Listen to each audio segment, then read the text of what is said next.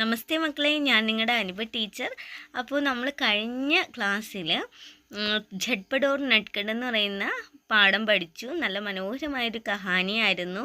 അപ്പോൾ ആ കഥ കേൾക്കാൻ താല്പര്യമുള്ളവർ, അത് കണ്ടിട്ടില്ലാത്തവർ നമ്മുടെ ടീച്ചർ ഇട്ടിരിക്കുന്ന മുന്നത്തെ വീഡിയോയിൽ പോയി അത് കാണുക കേട്ടോ. അത് കണ്ടതിന് ശേഷം അതിന് ലൈക്കൊക്കെ ചെയ്യുക, എന്നിട്ട് സബ്സ്ക്രൈബൊക്കെ ചെയ്യുക കേട്ടോ. അപ്പോൾ ഇന്ന് നമുക്ക് ബഹുത്ത് ദിനോങ്കെ ബാദ് എന്ന് പറയുന്ന നാഗാർജുൻജി എഴുതിയ ഒരു കവിത നമുക്ക് പഠിക്കാം. അപ്പോൾ ഇത് എഴുതിയത് നാഗാർജുനാണ്. ഏത് വിധയെന്ന് ചോദിച്ചാൽ ഏത് വിധ പറയും? കവിതയാണ് കേട്ടോ. നാഗാർജുൻ എഴുതിയ കവിതയാണ് ബഹുത്ത് ദിനോങ്കെ ബാദ്, ഒരുപാട് നാളുകൾക്ക് ശേഷം എന്ന് പറയുന്ന ഒരു കവിതയാണ് കേട്ടോ. അപ്പോൾ കഴിഞ്ഞ ക്ലാസ്സിൽ നമ്മൾ 2 വർക്ക് ഇട്ടിട്ടുണ്ടായിരുന്നു ഝട്പട് ഓർ നട്കടിൻ്റെ. അപ്പോൾ കുറച്ചുകൂടി വർക്കും നോട്ട്സും ഗ്രാമറും ഒക്കെ അതിനകത്ത് ഉണ്ട് കേട്ടോ.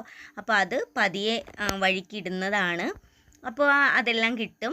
അപ്പോൾ നമുക്കിന്ന് ഈ പാഠം നോക്കാം. അപ്പോൾ ഗ്രാമറൊക്കെ ഇത്തിരി നേരം എടുത്ത് തരേണ്ട ഒരു 2-3 വീഡിയോ ആയിട്ട് ഇടേണ്ട ഗ്രാമറാണ് കേട്ടോ അതിനകത്തുള്ളത്.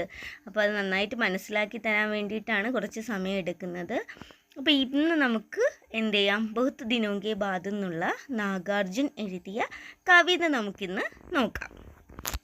അപ്പോൾ കവിത നോക്കുന്നതിന് മുന്നേ നമ്മൾ ആദ്യം എന്താണ് നോക്കേണ്ടത്? അത് എഴുതിയ നാഗാർജുനെ കുറിച്ചാണ് കേട്ടോ നോക്കേണ്ടത്. അപ്പോൾ അദ്ദേഹത്തിൻ്റെ ജന്മം എന്ന് പറയുന്നത് 1911 ജൂൺ 30 ആയിരുന്നു. അദ്ദേഹം മരിച്ചു. അത് 1998 നവംബർ 5 അദ്ദേഹം നിര്യാതനായിട്ടോ. ഇപ്പോൾ അദ്ദേഹം ഇല്ല. हिंदी के प्रगतिशील साहित्यकार नागार्जुन का जन्म बिहार के दरभंगा में हुआ. അപ്പോൾ ഹിന്ദിയിലെ പുരോഗമന സാഹിത്യകാരനായിട്ടുള്ള നാഗാർജുൻജിയുടെ ജന്മം എന്ന് പറയുന്നത് ബീഹാറിലുള്ള ദർഭംഗ എന്ന് പറയുന്ന ഗ്രാമത്തിലായിരുന്നു. ഉൻകാ മൂൽ നാം വൈദ്യനാഥ് മിശ്ര ഹെ. അദ്ദേഹത്തിൻ്റെ യഥാർത്ഥ പേര് എന്ന് പറയുന്നത് വൈദ്യനാഥ് മിശ്ര എന്നാണ്. ഈ നാഗാർജുൻ എന്നുള്ള പേര് അദ്ദേഹം പിന്നെ സ്വീകരിച്ച പേരാണ് കേട്ടോ. उन्होंने मैथिली, बंगला, संस्कृत में भी രചനയും की है. അദ്ദേഹം മൈഥിലി ഭാഷയിൽ എഴുതിയിട്ടുണ്ട്, ബംഗളയിൽ എഴുതിയിട്ടുണ്ട്, സംസ്കൃതത്തിലും രചനകളൊക്കെ എഴുതിയിട്ടുണ്ട്. സദ്രംഗെ पंखों वाली, रतिनाथ की चाची, बेलचनमा, വരുൺ കെ ബേട്ടെ ആദി ഉൻകി പ്രമുഖ രചനായേ ഹെ. അദ്ദേഹത്തിൻ്റെ ഏറ്റവും പ്രസിദ്ധങ്ങളായ രചനകളാണ് സദ്രംഗെ पंखों വാലിയും, രതിനാഥ് കി ചാച്ചിയും, ബെൽച്ചനമ്മയും, വരുൺ കെ ബേട്ടയും ഒക്കെ അദ്ദേഹത്തിൻ്റെ പ്രസിദ്ധമായ രചനകളാണ്. ഭാരത് ഭാരതി സമ്മാൻ, സാഹിത്യ അക്കാദമി പുരസ്കാർ ആദി സേ വേ വിഭൂഷിത് ഹേ.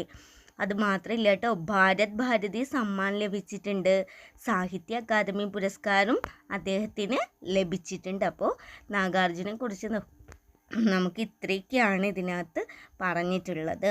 അപ്പോൾ പ്രഗതിശീല സാഹിത്യകാരനായിരുന്നു നാഗാർജുൻ. അദ്ദേഹത്തിൻ്റെ ജന്മം ബീഹാറിലുള്ള ദർഭംഗയിലായിരുന്നു. അദ്ദേഹത്തിൻ്റെ യഥാർത്ഥ പേര് വൈദ്യനാഥ് മിശ്ര എന്നായിരുന്നു. അത് മാത്രമല്ല, മൈഥിലിയിലും ബംഗ്ലയിലും സംസ്കൃതത്തിലും ഒക്കെ രചനകൾ നടത്തിയിട്ടുണ്ട്. അദ്ദേഹത്തിൻ്റെ പ്രസിദ്ധമായ രചനകൾ കൊടുത്തിട്ടുണ്ട്. പിന്നെ അദ്ദേഹത്തിന് കിട്ടിയ പുരസ്കാരങ്ങളും ഇവിടെ കൊടുത്തിട്ടുണ്ട്. നമുക്ക് നേരെ പാഠത്തിലേക്ക് പോവാട്ടോ. അപ്പോൾ പിക്ചർ കണ്ടാൽ തന്നെ അറിയാമല്ലോ, ഭയങ്കര സന്തോഷത്തിലുള്ളൊരു പിക്ചറാണ് അല്ലേ. ഒരുപാട് പേര് കൊയ്യുന്നുണ്ട് അല്ലേ. നമ്മൾ കർഷകരാണെങ്കിൽ, അല്ലെങ്കിൽ കൃഷി ചെയ്യുന്ന കുടുംബത്തിലുള്ള ഒരു അംഗമാണെങ്കിൽ, അല്ലെങ്കിൽ നമ്മൾ സാധാരണ ജനങ്ങളാണെങ്കിൽ നമുക്ക് ഏറ്റവും സന്തോഷം കിട്ടുന്ന ഒരു സമയമാണ് കേട്ടോ ഈ കൊയ്ത്ത് കാലം എന്നൊക്കെ പറയുന്ന. ഒരുപാട് നാൾ ക്ഷാമത്തിന് ശേഷം വിളകളൊക്കെ നല്ല പാകമായിട്ട് അത് കൊയ്തെടുക്കുന്ന സന്തോഷം, അതായത് നമ്മുടെ ഏറ്റവും വലിയ പിന്നെ നമുക്ക് ആവശ്യമുള്ളൊരു കാര്യം നമ്മുടെ ഭക്ഷണം തന്നെയാണ്. അത് ഏറ്റവും സാധാരണക്കാരാകുമ്പോൾ നമ്മൾ കൃഷി ചെയ്ത് കൊയ്ത് ഒക്കെ എടുക്കുന്നത് നമുക്ക് ഭയങ്കര സന്തോഷമുള്ളൊരു കാര്യമാണ്. പ്രത്യേകിച്ച് നാഗാർജുൻജി എന്ന് പറയുന്നത് പ്രകൃതിയെ ഒരുപാട് സ്നേഹിക്കുന്ന ഒരു വ്യക്തിയാണ്, ഗ്രാമത്തിനോട് വളരെ സ്നേഹമുള്ള ഒരു വ്യക്തിയാണ്. അപ്പോൾ അദ്ദേഹത്തിൻ്റെ രചനകളിലൊക്കെ നമുക്കിങ്ങനെ ക്ഷാമകാലത്തെ കാര്യങ്ങളും ക്ഷാമത്തിന് ശേഷമുള്ള കാര്യവും ഈ കൊയ്ത്ത് കാലങ്ങളും സാധാരണ ജനങ്ങളുടെ സന്തോഷം തൻ്റെ സന്തോഷമാക്കി എടുക്കുന്ന ഒരു വ്യക്തിയാണ് കേട്ടോ നാഗാർജുൻ. അപ്പോൾ അദ്ദേഹത്തിൻ്റെ രചനയിൽ എങ്ങനെയാണ് ഈ സന്തോഷം നമുക്ക് നോക്കാം കേട്ടോ. മനോഹരമായൊരു കാഴ്ചയാണ് ഈ കാണുന്നത്. അപ്പോൾ അദ്ദേഹം പറയാണ്, बहुत ദിനോം കെ ബാദ് ഒരുപാട് ദിവസങ്ങൾക്ക് ശേഷമുള്ള എന്തോ ഒരു കാര്യത്തെക്കുറിച്ച് പറയാണ് കേട്ടോ.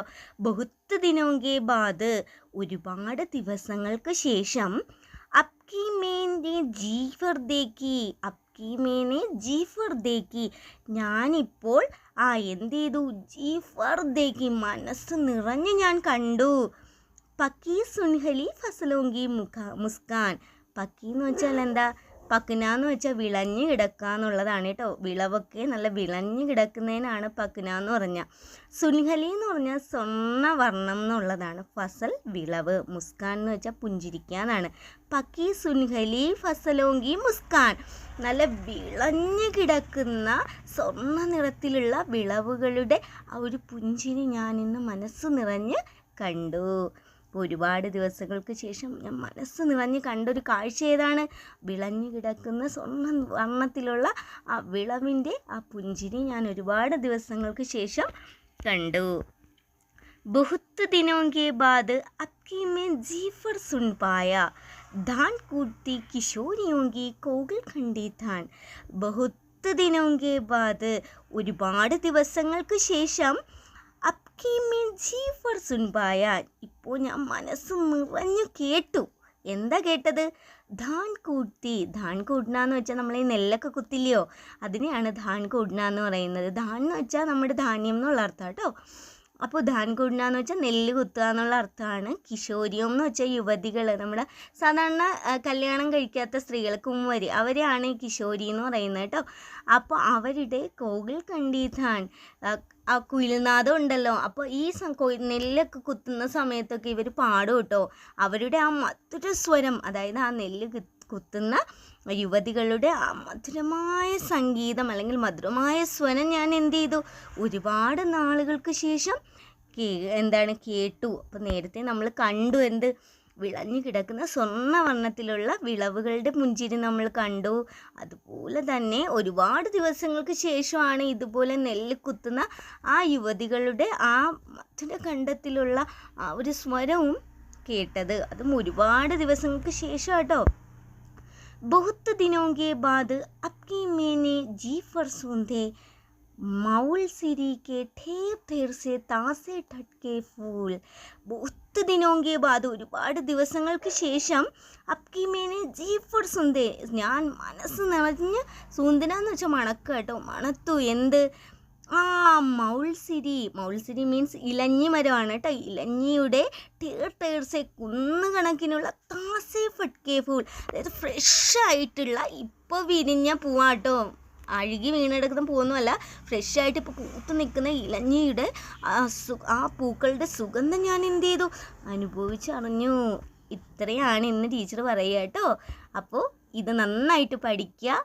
എൻ്റെ ചാനലൊക്കെ സബ്സ്ക്രൈബ് ചെയ്ത് തരണം കേട്ടോ. അപ്പോൾ ഇത്രയും വെച്ച് ടീച്ചർ നിർത്തുവാണേ. ബാക്കി നമുക്ക് അടുത്ത ക്ലാസ്സിൽ കാണാം. ബൈ.